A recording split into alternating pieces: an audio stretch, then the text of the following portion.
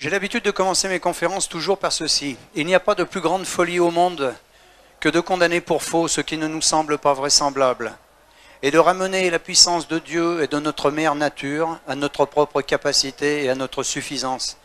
C'est l'essai numéro 26 de Montaigne. Il n'y a pas de plus grande folie au monde que de condamner pour faux ce qui ne nous semble pas vraisemblable. Parce que l'homme a des limites qu'il ne connaît pas, mais il se les fixe et il reste dedans, alors qu'il pourrait les transcender et les dépasser. Et vous allez voir qu'avec les cellules souches, vous allez découvrir des choses qui dépassent la raison raisonnante et qui sont pourtant la réalité. L'histoire du travail sur les cellules souches que j'ai réalisé a commencé il y a une dizaine d'années dans un endroit qui s'appelle Klamath Falls. Klamath Falls, ça se trouve aux États-Unis, en Oregon, où il y a un lac qui s'appelle le lac Klamath et où pousse une algue spécifique, la Phanizomenon flosaceae. La Phanizomenon flosaceae est une algue unique au monde. Unique au monde, elle est sauvage, elle ne pousse que là-bas, elle ne peut pas la cultiver. Et elle a une particularité, c'est l'aliment le plus riche connu à ce jour sur la planète, avec 115 micronutriments. Cette algue est connue depuis très très longtemps aux États-Unis et également dans d'autres pays. Elle a seulement été autorisée en France le 20 septembre 2007. Et cette algue, aux États-Unis, on s'était aperçu que les gens qui la consommaient n'étaient jamais malades, ou ceux qui étaient malades revenaient en santé. Et un de mes collègues me dit, et si dans cette algue il y avait des éléments, des molécules qui stimulent la production des cellules souches de moelle osseuse. La théorie des cellules souches date de Maximo en 1907. Vous voyez que ce n'est pas d'aujourd'hui, donc on n'a rien découvert.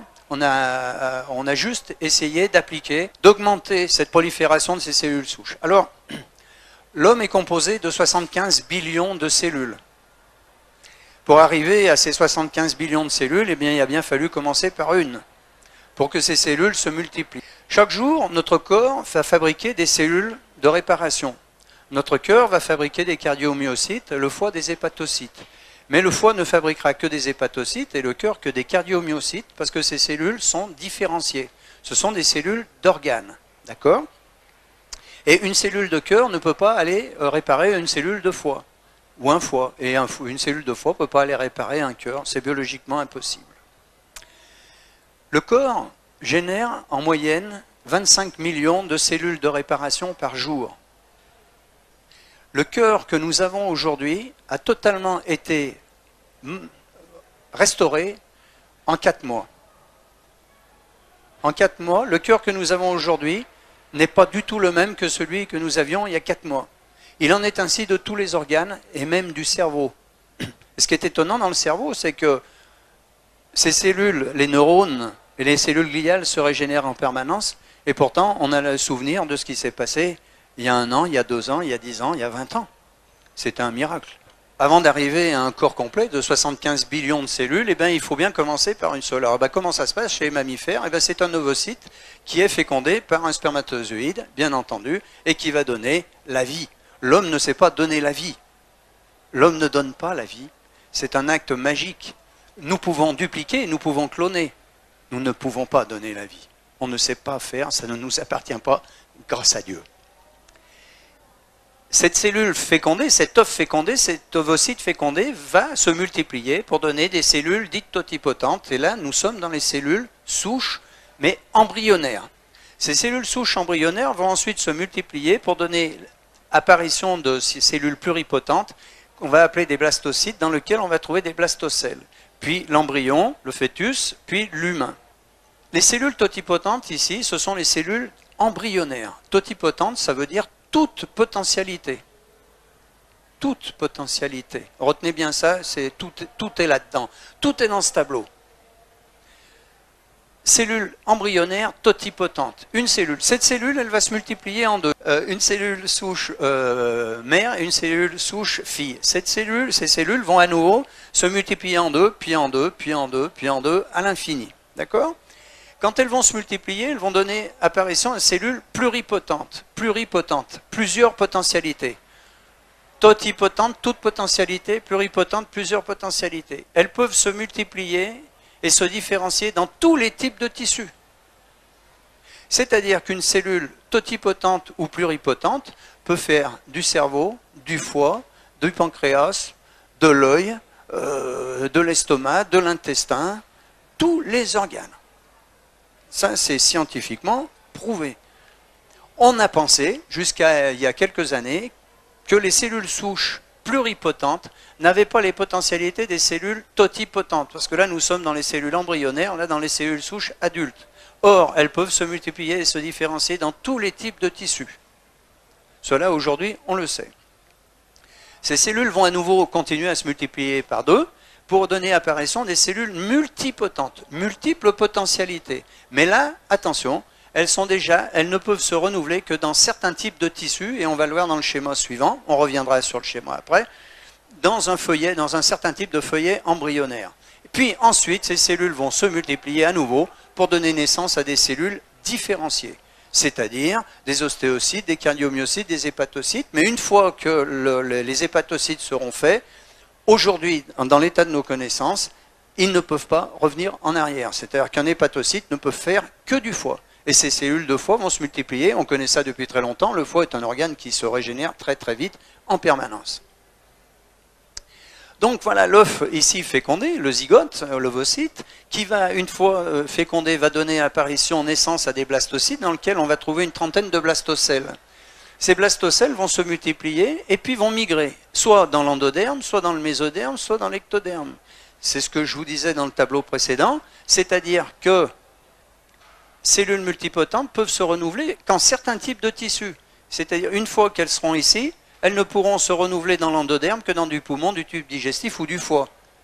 Le tableau n'est pas exhaustif, hein, d'accord? Par contre, si elles sont parties pour faire du mésoderme, dans ce feuillet embryonnaire dit mésoderme, elles ne pourront faire que du rein, du cœur, de la moelle et du sang, du muscle ou de l'os. Mais la même, elle peut faire de l'os ou du rein ou du muscle ou du cœur. D'accord? Si elle est partie là, elle fera du tube digestif ou du poumon ou du foie. Mais une fois qu'elle est partie ici, elle ne peut plus être là, hein. Et si elle part dans l'ectoderme, elle fera de la peau, du cerveau ou des nerfs. D'accord? Mais une fois qu'elle sera ici du nerf, on revient là, elle est différenciée. Elle ne peut plus revenir en arrière. Vous allez comprendre ce que sont les cellules souches, c'est très simple, c'est très facile. Quand j'étais petit garçon, et puis je suppose que tous les petits garçons, enfin tous les hommes ici aujourd'hui, quand on était petit, on joue avec des lézards, on les attrape par la queue et les lézards ils cassent leur queue. Et la queue du lézard repousse. Cellules souches qui font repousser la queue du lézard. Donc, vous avez vu, on va revenir, hein, mais c'est simple. Cellules souches, ici, totipotentes, embryonnaires. Cellules souches pluripotentes, ce qu'on va appeler adultes. Cellules souches adultes, que l'on va trouver beaucoup dans la moelle osseuse, mais également dans le cerveau. Mais il est plus facile de travailler sur de la moelle osseuse que de travailler sur du cerveau. Imaginons, et ça c'est fait, bien entendu, que ces cellules souches de moelle osseuse, on vienne les prélever avec une seringue, on les cultive, on les multiplie dans des boîtes de, ce qu'on appelle les boîtes de pétri, on les nourrit, on les fait se multiplier, et une fois qu'elles sont multipliées par milliers, par millions, on va les réinjecter dans l'organe qui est malade, et ces cellules souches de moelle osseuse que l'on a prélevées, qu'on va réinjecter dans le cœur, vont faire du cœur. Mais si on les avait réinjectées dans le foie, elles auraient fait du foie. Au bout de quelques jours, et vous allez voir des photos dans quelques instants, des vraies photos, eh bien, au bout de quelques jours, le cœur est entièrement reconstitué. Vous voyez qu'il n'y a même pas de traces de cicatrice, il n'y a pas de nécrose au niveau du cœur. Si ça avait été dans le foie, elle aurait fait du foie, réparé complètement le foie. Alors, les petits points bleus ici, ce sont les cellules souches qui, naturellement, tous les jours, nous en relarguons environ 3 millions de cellules souches de moelle osseuse. Hein? Environ 3 millions. Tous ici, c'est une moyenne. Et ces cellules souches, de manière naturelle, migrent à travers l'os et vont circuler dans la circulation sanguine. Il faut 36 heures à une cellule souche pour qu'elle fasse le tour complet du corps humain. 36 heures. Alors imaginons que ce petit point bleu ici, ce sont des cellules souches qui circulent, hein, ça c'est des veines, des artères, et puis elles partent ici. Et elles arrivent dans le foie. Et ici, vous voyez dans le foie, injury. Injury, c'est un stress. Il y a un problème au foie. Eh bien, qu'est-ce qui va se passer? Le foie, lorsqu'il a un problème, quel que soit l'organe, il va générer des signaux de détresse, qu'on appelle des cytokines. Imaginons qu'il y ait le feu ici, qu'est-ce qu'on va faire? On fait le 18. Ben, on ne fait que reproduire ce que fait la nature. Le foie, il fait le 18. Les cytokines vont appeler au secours. Donc, les cellules souches sont les pompiers, elles arrivent ici. Elles arrivent ici et elles vont réparer le foie, parce que le foie a appelé. Mais elles ne vont pas réparer ça comme ça par hasard. Et là, je vais vous montrer un tout petit morceau de film. Regardez-le bien, c'est assez impressionnant. Vous avez ici une cellule souche et ici ce qu'on appelle une cellule d'adhérence. Parce que les cytokines, ce sont ces signaux de détresse. Mais la cellule souche, quand elle va passer, elle va passer.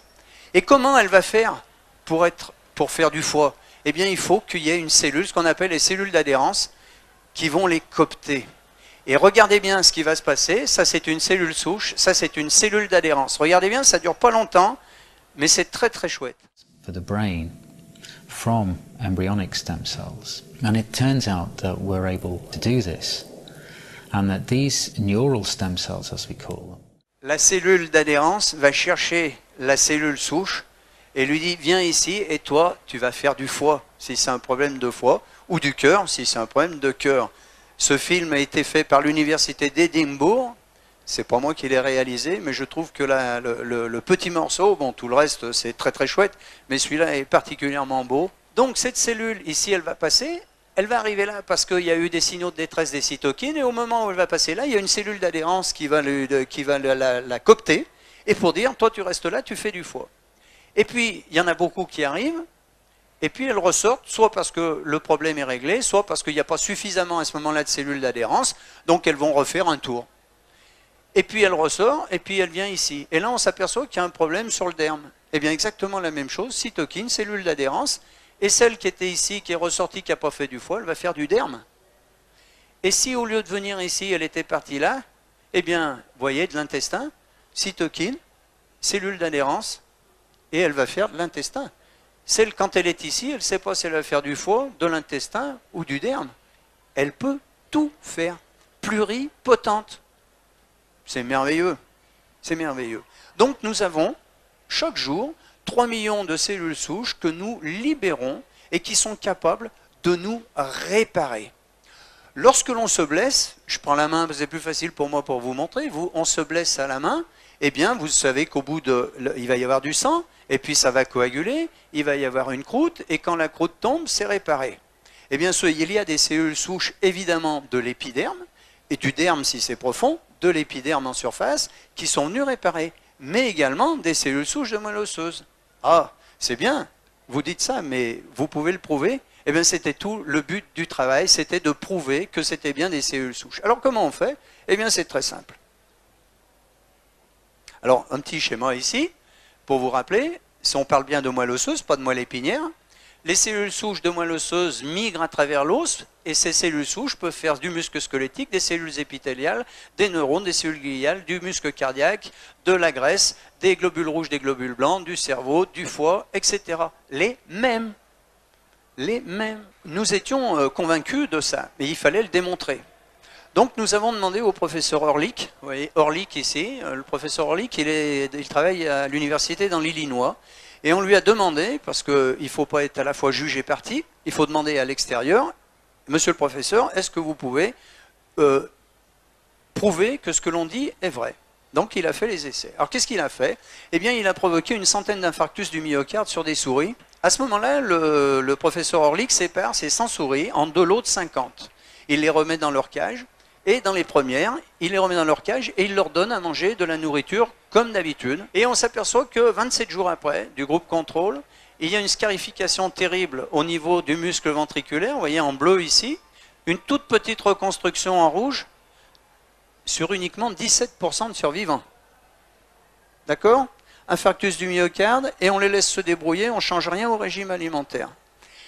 Sur le deuxième lot de souris de 50, le professeur Orlik les remet également dans leur cage, mais là, cette fois, il adjoint à la nourriture des molécules que nous avions isolées de l'algue bleu vert dont je vous ai parlé au départ. C'est pour ça que je vous ai rapidement parlé de l'algue bleu vert. Nous isolons 2 molécules et on la rajoute à la nourriture. Et qu'est-ce qui se passe quand on rajoute ces 2 molécules à la nourriture? 27 jours après, du groupe contrôle, Orlik, renouvellement total du muscle ventriculaire. Vous voyez, il n'y a aucune scission, la cicatrice a complètement disparu. Ce sont des vraies photos, ça, hein, ce n'est pas des photos de montage.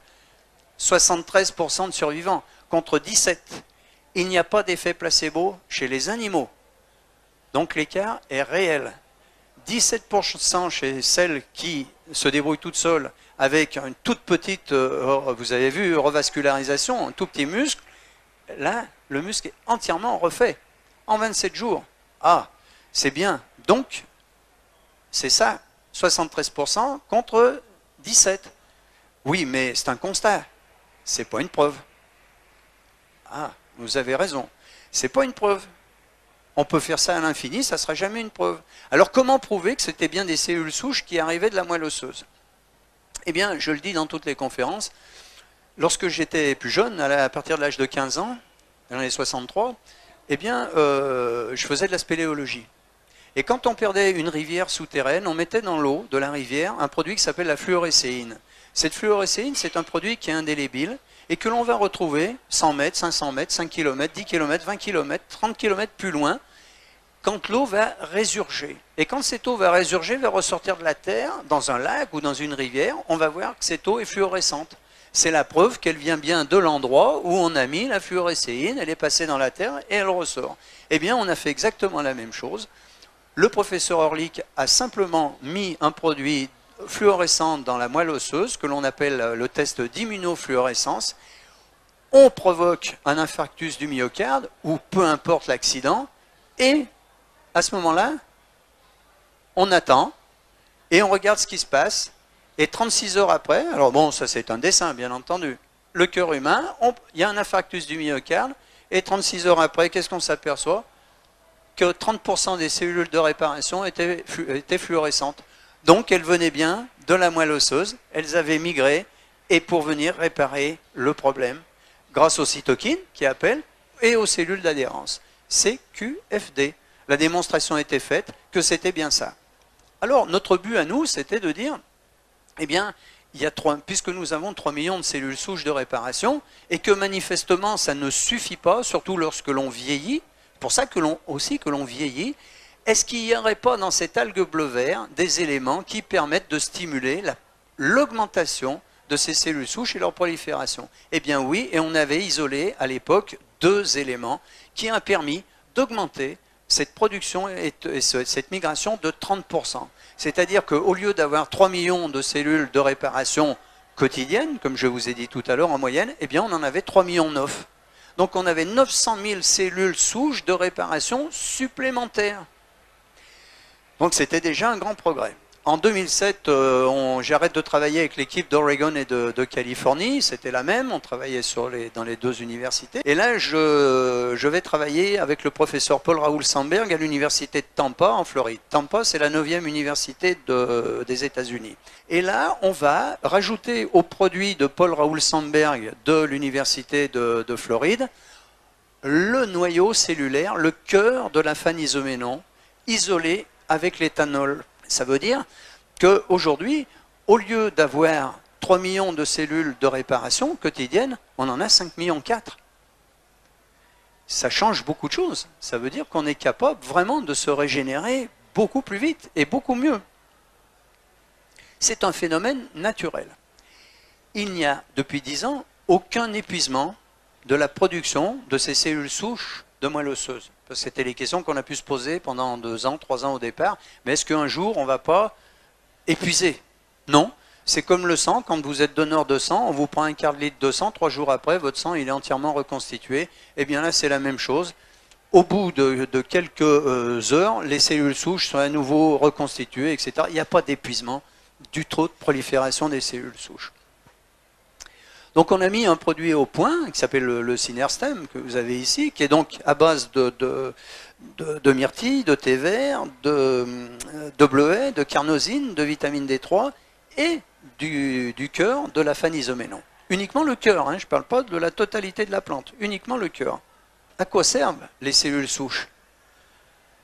C'est scientifique ça, c'est éprouvé. Vous avez en blanc la bibliographie. Alors vous voyez que les travaux datent de 2003, les premières publications 2002-2003, puisqu'on a commencé en l'an 2000. Et les publications, les premières ont commencé en 2002-2003, sur les cellules souches de moelle osseuse, hein, je parle bien, pas les cellules souches embryonnaires. Accidents vasculaires cérébraux, vous connaissez les AVC, utilisés sur les AVC. Les cellules souches adultes du cerveau, de la moelle osseuse et du sang de cordon ont un effet thérapeutique. Les cellules colonisent spontanément la lésion. Publication. Les diabètes, insulino ou non insulino-dépendants. Les cellules souches adultes du foie, du pancréas peuvent former des îlots de Langerhans. Les îlots de Langerhans, c'est dans le pancréas, c'est ce qui permet de traiter le sucre, c'est pour ça que ça agit sur le diabète. Publication scientifique à chaque fois, c'est pas nous ça. C'est à partir des travaux, hein, mais c'est pas nous qui avons écrit. Sur les blessures de la moelle épinière, les cellules souches adultes sont capables de se multiplier et de rétablir la connexion. Lésions cardiaques. Les cellules souches adultes de la moelle osseuse et du muscle peuvent réparer les lésions après un infarctus du myocarde. Vous l'avez vu sur une photo, enfin un montage, des images, mais c'est exactement comme ça que ça se passe. Nous, au lieu de les prélever, de les injecter, on les fait sortir. Nos produits sont végétariens et nous avons également les attestations halal et kasher, parce que nous sommes dans le monde entier. Sur la maladie de Parkinson, Alzheimer, sclérose en plaques, sclérose latérale amyotrophique, fibromyalgie, amyotrophie spinale infantile. Les cellules souches adultes du cerveau peuvent former tous les types de neurones, migrer dans le cerveau pour réparer les lésions et prévenir la perte de neurones. Publication. Une équipe de Los Angeles du centre médical Cedars-Sinai a montré la réversibilité des symptômes chez le premier patient parkinsonien traité avec ses propres cellules souches nerveuses, en avril 2002. Ce sont nos propres cellules souches. On les prend à personne d'autre.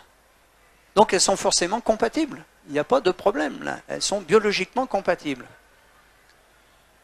L'injection de facteurs de croissance dans le cerveau des patients stimule les cellules souches neuronales. Des patients, 61% d'amélioration. C'est-à-dire on les booste, hein, on les fait se multiplier. Sclérose multiple, maladie de Crohn et lupus. Les cellules de la moelle osseuse stoppent la progression et font diminuer les symptômes. Publication. Les cellules souches du sang périphérique génèrent des cellules de tous les feuillets primaires. Vous vous rappelez? Endoderme, mésoderme, ectoderme, les trois feuillets. De tous les feuillets primaires, y compris des cellules endothéliales, des cellules neurales et des cellules de foie. Les cellules souches adultes de la moelle osseuse recréent des neurones dans le cerveau humain. Jusqu'à il y a 10 ans en arrière, on pensait qu'on naissait avec un capital de neurones, vous savez, on l'a tous entendu, puis que tous les jours, on en perdait un certain nombre. Ben, on serait tous gaga.